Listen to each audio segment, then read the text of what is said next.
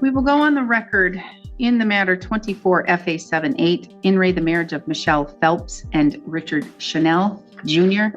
Appearances are we have both parties appearing in person. Ms. Phelps appears with her counsel, Kathleen Dionis. Mr. Chanel appears pro se. We're set today in this matter on the motion hearing, a motion for sanctions. Ms. Dionis, I believe this is your motion. It is, Your Honor. We were here on May 1st in front of the commissioner, and there is an order on motion to compel and an order on motion for contempt. And on the motion for to compel, the respondent agreed, and it was ordered that he provide answers to our interrogatories and provide documents that we had requested on March 3rd. And that date was set to be May 9th, that he would have that information to us. That did not happen. And that's when we then filed our motion that we are here today on. And then there was also an order, order on the motion for contempt. In November, Mr. Chanel agreed and was ordered to keep the mortgage payments current, his car, and the Royal Credit Union.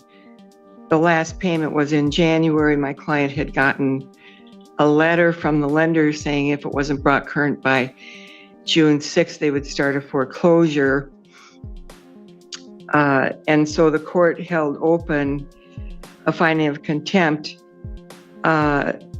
And that also, the date was set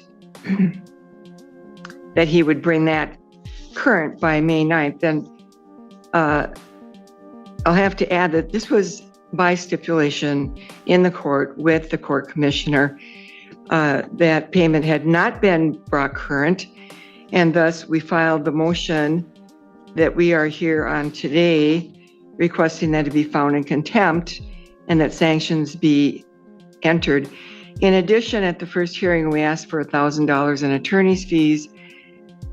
We agreed to hold that in abeyance as a incentive for Mr. Chanel to comply by bringing the payments current and answering the discovery request, which he did not do. So we would ask that the court would enter that request. And then we also requested $1,000 for today for having to bring this motion because discovery had not been provided. And at the time the motion was filed, the payments had not been brought current. Now, about 2 weeks ago, Mr. Chanel did bring the mortgage current. My understanding, it is current as of June 4th, which is when the payment was due. Nevertheless, we had filed our motion, and we are here. We emailed him the motion. We mailed him the motion. Attempted service. He had already left for his job in Montana, but did know about today's hearing, and that's why he is here. Today in the hallway, he did provide me signed authorizations for his retirement account and a signed financial authorization, which I had requested. He hasn't filled out the financial disclosure statement, as is required by statute in order for the final hearing to be complete. And he provided me pay stubs. I believe, I haven't had a chance to look at them because he just gave them to me. But I believe what he said is they go back to the beginning of the year, which will be helpful. Just a little background, these folks have not filed a joint income tax return. Was it starting in 22? You didn't do it in 22? For sure, 2023 and 2024. And I don't have W-2s. Mr. Chanel indicated today that he can get those. and I've asked him to do so. Even though he signed the retirement authorization, he has told me that it's Wilson McShane. He's told me that, but he hasn't, provided any written answers to anything. So that is where we stand on that. We would like him to be found in contempt, keeping in mind that he did bring the mortgage payment current, but we've had to attend 2 in-person hearings on this. And that's, part of the reason the attorney's fees are so high is Ms. Phelps is paying me to drive here and have a court hearing and drive back, in addition to drafting our motions and affidavits and so on. And it's expensive to do this in order to try to get Mr. Chanel's compliance. Also today, I would ask that the court would set this for a trial date because we're getting nowhere. So we should have a trial date. Ms. Jonas, would you think that it would be a half day or a full day? I think a half a day should do it. Yeah. All right, Mr. Chanel, your response? I don't know what to say anymore, because 1 minute me and Michelle agree upon a bunch of other stuff and everything's going good, and then all of a sudden her lawyer's got to poke her nose in it and get involved and then cost her more money. So it's like 1 minute it's like we were going to make it work, 1 minute we're not. So why do you think I procrastinated that? That's why. So, Ms. Jonas, what are you still waiting for the interrogatories and documents? We have no written answers, none. Didn't say anything about mailing it back in. And they are abbreviated. I did not send out, like a lot of attorneys will exchange. I think there's 13 questions. And the same on the production of documents. We haven't received any documents except we did get now pay stubs, and he signed the authorizations for financial information and for retirement. But again, I haven't, received any documentation on that, like any reports, values, anything like that. We have no knowledge and no financial disclosure statement. All right. Okay, Mr. Chanel, do you understand or do you know what questions she's asking? Yes, I understand, but the reason why she didn't get it is because, Shelley, we were going to work on it. It wasn't supposed to come this far. And this was just recently. And then all of a sudden, boom. So that's why she didn't get them. I mean, they're signed. They've been signed. They just... Where are they? She has them. I didn't know I was supposed to mail them to her. Oh, wait. I had to give them to you when we came to court again. He showed me he signed a blank financial disclosure statement that I sent him. He signed it and dated it. It's not filled out. It says signed. I didn't know you got to fill it out. And she already had it all filled out. And so, Mr. Chanel, that's the law. The law is you must do the financial disclosure statement, not just for Ms. Jonas, but for the court, because I need that. And when I seen it though, when I looked at it, it was already, Shelley had everything filled out on it. You have a copy of it here? And this is what she had all written down here, party 1, party 2. We sent him Ms. Phelps' financial disclosure statement. And it had mine on it too. And Mr. Chanel, in looking over the amounts and the numbers and the things that Ms. Phelps has put on there, are they accurate? Yes. I mean, I had, Shelley always took care of our financial stuff. So she had access to everything. So, and as far as everything else on here, it is accurate. That I know of. Well, then for the record, the court will use and accept what Ms. Phelps has put down. So if there's anything that is not accurate, unfortunately, it's not going to come into evidence. And the only thing that was on here that ain't on there is her current balance on her vehicle. And that should have been both of ours. It's in both our names. And Ms. Jonas, did you say you filed a financial disclosure? Yes, you did. Okay.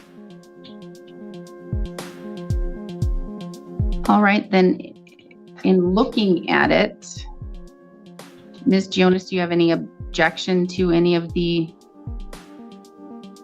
court using the information that's provided by Ms. Phelps? No, Except for with maybe the more accurate income because it says approximately. exactly the income was an estimate on her part. Now that we have pay stubs, we can define that better. Let's see. The retirements, his retirements are the thing that we have no value. Hopefully we can find that out. Now that you have the authorization, you should be able to access that. And then you have his income, so you should be able to access that. Is there anything else in the interrogatories that are specifically related to the financials?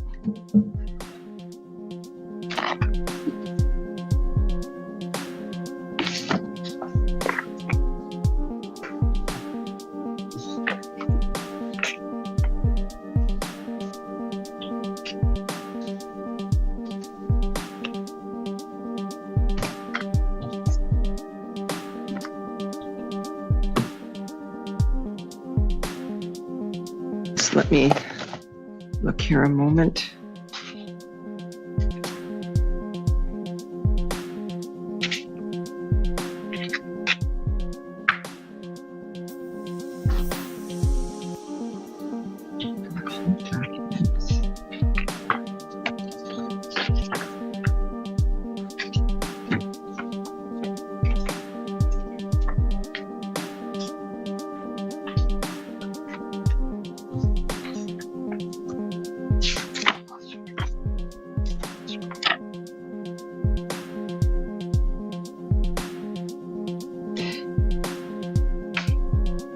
I don't know that I will be able to define the benefits that he receives through his employment.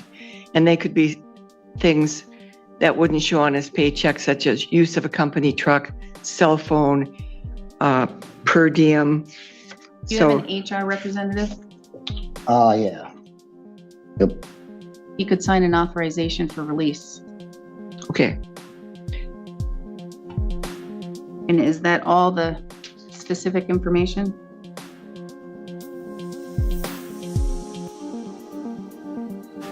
Do you think he is? Or the court can order it. I could just order that it's released to you, Okay.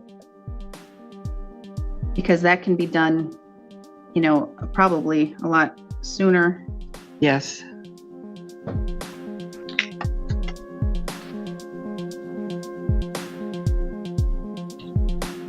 Other than that, if he's agreeable to her financial, those are the ones with the question mark on it.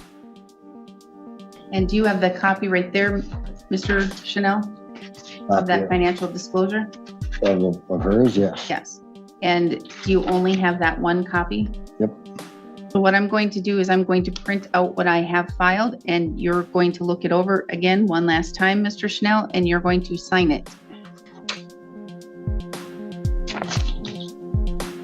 And then other than the few things that you just received today, like with the retirement and all of that, Ms. Jonas, everything else will be what the court will use as the numbers, even if it is not accurate and it goes against Mr. Chanel's favor.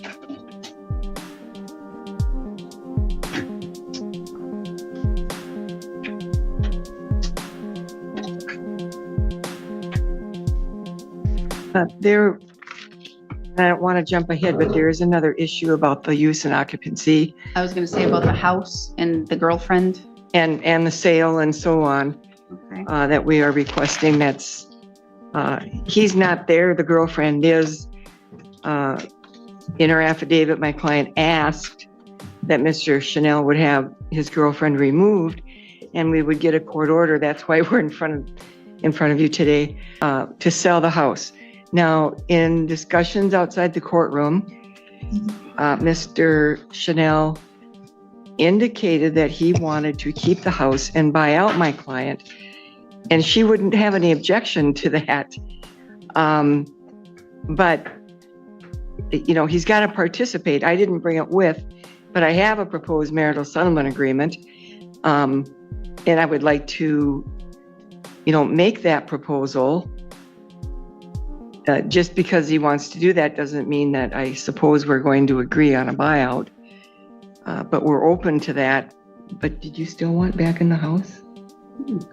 So are you withdrawing that? We got caught up in agreements and. So you're okay with withdrawing that part of your motion? Yep. So Ms. Phelps is withdrawing that part of her motion then about occupancy reverting to her and for sale of the house. All right, okay. And so, Mr. Chanel, it sounds like Ms. Phelps and Ms. Jonas are willing to negotiate and talk about the house as being part of your award in the divorce. Are you here in Wisconsin a lot, or are you? Yeah, Not. I'm only out in Montana for a few months this year and not supposed to be out there anymore. So like, typically I just stay working in the metro area. Okay, so you would have time to be able to meet with Ms. Jonas and go over discussions with regards to any resolution, and then if a resolution is reached? Yeah, as long as I'm home. I mean, they knew I was taking off from Montana. And So what we can do today is I can set the matter for a half-day contested trial and give enough time for Mr. Chanel to be able to meet with Ms. Jonas and Ms. Phelps and to see if they can hash this out and sign a marital settlement agreement. My first available date is September 2nd at 1 o'clock. That works on my calendar. All right, we'll schedule it for September 2nd at 1 o'clock. If the matter resolves, Mr. Chanel and Ms. Phelps, and you're able to reach a marital settlement agreement, then you won't need to be here in person. We can handle your divorce and everything by telephone or by video. Okay? But that's only if you're able to reach an agreement. Otherwise, we'll have that contested hearing on September 2nd, starting at 1 for the rest of the afternoon. As it relates to the issue of contempt, I do find that you are in contempt. You did violate the commissioner's order. As it relates to the sanctions, I'm going to hold that in abeyance as well, Ms. Jonas, because perhaps that could be something that you discuss with regards to resolving the matter. Okay.